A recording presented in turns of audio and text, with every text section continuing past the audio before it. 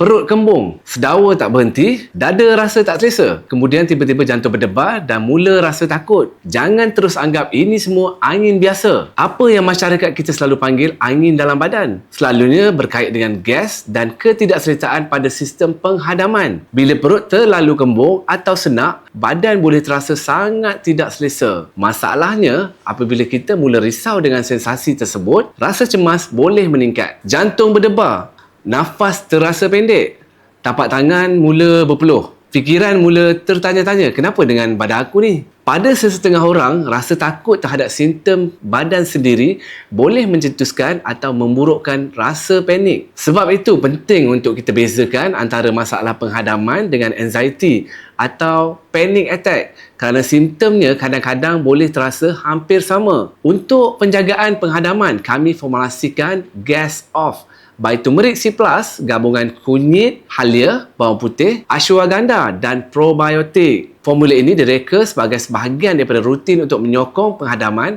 dan keselesaan perut. Dan ingat, jika sakit dada, rasa sesak nafas atau jantung berdebar berlaku dengan kuat atau luar biasa, jangan terus salahkan angin. Dapatkan pemeriksaan perubatan. Gas Off, jaga penghadaman supaya badan terasa lebih selesa menjalani kehidupan harian.